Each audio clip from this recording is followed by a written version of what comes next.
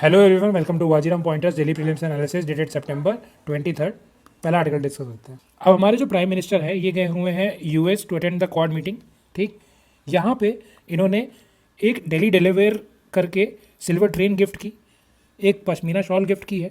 अब पश्मीना शॉल जो गिफ्ट की है ये इन्होंने पेपियर मैशे करके एक बॉक्स होता है, कश्मीर वैली में बनता है, उसमें गिफ्ट की है। ठीक, तो सबसे पहले डेली डिलीवर देख लेते हैं।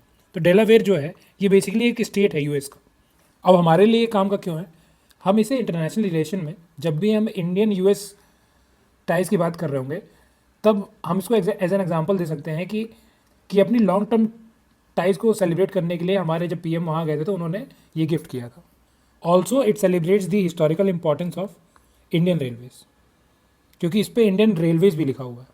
तो इसको हम GS3 में रेलवेज वाले सेक्शन में लिख सकते हैं। बाकी मैंने बता ही दिया, पेपर मैसेज जो है ये कहाँ बनता है, ये बनता है हमारा कश्मीर वैली में। ठीक, अब पश्मीना शॉल पे आ जाता है। देखो ये बनता है वूल से। वूल किससे आता है? गोट से आता है। ये याद रखना है, गोट से, शीप से नहीं। अब गोट का नाम क्या है? चांग थांगी गोट, चांग थांगी गोट। ठीक, अब ये मिलती है हमें लद्दाख वाले रीजन में। अब लद्दाख में हमारा एक प्लेटू कह सकते हो जिसको बोलते हैं चांग थांग प्लेट्यू। मैं आपसे दिखा देता हूँ एक बार। अब देखो ये है हमारा चांगथांग रीजन। ये बेसिकली एक प्लेटू है चांगथांग प्लेटू नाम से, और ये स्प्रेड करता है हमारे लद्दाख में भी है, तिब्बत में भी है और चाइना में भी है। ठीक, अब यहाँ पे हमें एक सेमी नोमैडिक ट्राइब मिलती है जिसका नाम है चांग पा ट्राइब। ये जो है ये एक एसटी ट्राइब है, शेड्यूल्ड ट्राइब है ये, और यही डोमेस्टिकेट करती है इस गोट को, जो मैंने बताया ना, चांगथांगी गोट। तो चांगथांग रीजन, चांगपा ट्राइब और चांगथांगी गोट, ये याद रखना है। अब देखो मैप में कुछ और रीजन भी दिख रहे हैं तो ये भी देख लेते हैं। अब देखो पहले इस मैप में थोड़ा करेक्शन कर लेते हैं। बेसिकली ये वाला जो रीजन है पूरा, ये हमारा लद्दाख में लाई करता है। ठीक, कारगिल जो है लद्दाख में है, और ये हो गया हमारा जम्मू कश्मीर। ग्रीन वाला सेक्शन दिख रहा है, तुम्हें बोलते हैं इसे पाकिस्तान ऑक्युपाइड कश्मीर। बेसिकली तो ये सब हमारा ही है। ठीक है, लेकिन कुछ रीजन अभी हमारे कंट्रोल में नहीं है। ठीक है, जैसे देखो ये वाला रीजन जो है इसको बोलते हैं शक्सगाम वैली, या फिर इसे ट्रांस हिमालयन ट्रैक्ट भी बोलते हैं, ट्रांस हिमालयन ट्रैक्ट भी बोलते हैं। ये बेसिकली इस पर पाकिस्तान का कंट्रोल था, फिर पाकिस्तान ने इसे 1963 में एग्रीमेंट करके सीड कर दिया किसको? चाइना को। ठीक, तभी इसको चाइना कंट्रोल कर रहा है। और ये जो तुम दिखता है ये ट्रायंगुलर शेप का, ये है हमारा सियाचिन ग्लेशियर। और उसके बाद इधर वाला सेक्शन दिख रहा है तुम्हें अक्साई चेन, ये चाइना कंट्रोल करता है। ठीक, अब देखो ये लाइन मैंने ऑलरेडी पहले बता रखा है कि जो POK वाली लाइन है इसको बोलते हैं लाइन ऑफ कंट्रोल, LOC में मूवी भी देखी होगी तुमने। और जो अक्साई चेन वाला होता है जो चाइना के साथ बनता है इसको बोलते हैं, क्या बोलते हैं? Line of actual control, LAC। अब देखो इस आर्टिकल की इंपॉर्टेंस जो है ये प्रीलिम्स में भी है और मेंस में भी है। अब प्रीलिम्स में कैसे कि देखो प्रोजेक्ट 200 जो है ये एक अनकन्वेंशनल मिशन है। इसमें हम क्या करेंगे कि ultra low earth orbit use करेंगे। यूजुअली जो होता है कि हम क्या करते हैं, जो मिशन सेंड करते हैं वो 450 किलोमीटर के आसपास का रहता है, बट इसमें क्या कर रहे हैं हम, जो ऑर्बिट यूज़ कर रहे हैं अर्थ के अराउंड वो होगी 180 से 250 किलोमीटर के बीच की। तो बात यह है कि इस ऑर्बिट को यूज़ क्यों नहीं किया जाता है, क्योंकि देखो यहाँ क्या होता है, तुम्हें ये चीज़ पता होगी कि अर्थ के अराउंड जैसे जैसे हम दूर जाते हैं अर्थ से, एटमॉस्फेयर उतना थिन होता जाता है, और जितना एटमॉस्फेयर थिन होगा उतना वो कम रेजिस्टेंस ऑफर करेगा। ठीक, तो अगर हम अर्थ के क्लोज रखेंगे किसी भी सेटेलाइट को तो उसको एटमॉस्फेयर से बहुत ज़्यादा रेजिस्टेंस मिलेगा, जिसकी वजह से फ्यूल कंजम्पशन बहुत ज़्यादा इंक्रीज हो जाता है to maintain that satellite in that orbit. ठीक है, इसीलिए सेटेलाइट्स को अल्ट्रा लो अर्थ ऑर्बिट में नहीं रखा जाता।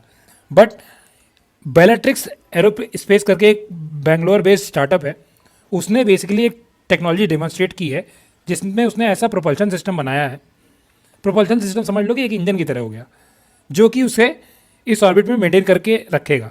अब देखो इस ऑर्बिट में रखने के बेनिफिट्स क्या क्या हैं कि जितना अगर तुम पास रहोगे उतना तुम्हारा कम्युनिकेशन जो होगा फास्टर हो जाएगा।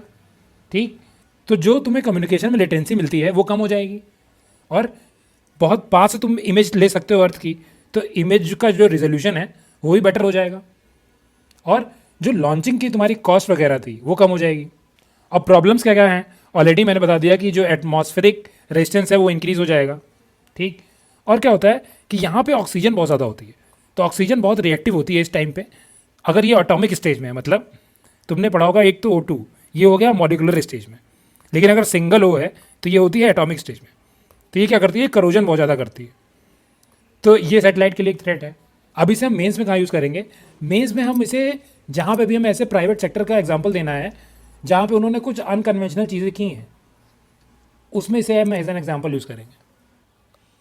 तो इस आर्टिकल में हमें याद क्या रखना है कि कैंसर मूनशॉट इनिशिएटिव जो है ये क्वाड का इनिशिएटिव है, और ये करेगा क्या, बेसिकली कैंसर को प्रिवेंट करने की कोशिश करेगा, ट्रीट करने की कोशिश करेगा, इवन जो भी इससे नेगेटिव इम्पैक्ट होता है फैमिलीज़ पे या फिर कैंसर पेशेंट पे, उसको एलिविएट करने की कोशिश करेगा। ठीक है। उसके अलावा एक चीज़ इसमें मेंशन है कि WHO का global initiative on digital health. तो ये बेसिकली जब इंडिया G20 का प्रेसिडेंट था 2023 में, तब WHO ने ये लॉन्च किया था। इसमें ये क्या करेगा, WHO बेसिकली कंट्रीज़ की डिजिटल नीड्स को इन द हेल्थ सेक्टर देखेगा और उनको सोल्यूशन प्रोवाइड करेगा। अब यहाँ पे इसको बताने का मतलब क्या है कि तुम इसको आराम से हेल्थ वाले सेक्शन में, इसे मेंस में एज एन एग्जांपल यूज़ कर सकते हो, इसको भी यूज़ कर सकते हो, और क्वाड वाले कैंसर इनिशिएटिव को तुम IR में यूज़ कर सकते हो। ठीक है। अब देखो, वन हॉर्न राइनोसेरस ऑलरेडी मैं बहुत बार पढ़ा चुका हूँ। इवन इसके नेशनल पार्क्स जो थे असम के, ये भी मैंने डिस्कस कर रखा है। अब ये न्यूज़ में क्यों है, क्योंकि काजीरंगा में और इवन अदर प्रोटेक्टेड एरियाज़ में पोचिंग के केसेस में ड्रॉप देखा गया है। मतलब इनके किलिंग विलिंग के केसेस जो हैं वो कम देखे जा रहे हैं। तो देखो, इनकी 5 स्पीशीज़ होती है वर्ल्ड में, तो पहले उससे डिस्कस कर लेते हैं। अब राइनो की जो है ये 5 स्पीशीज़ हैं। 2 हमारी अफ्रीका में मिलती हैं, इनको बोल सकते हो ब्लैक एंड वाइट राइनो, और 3 हमारी एशिया में मिलती हैं। एशिया में एक तो हमारे यहाँ मिलता है जिसको बोलते हैं वन हॉर्न राइनोसरस।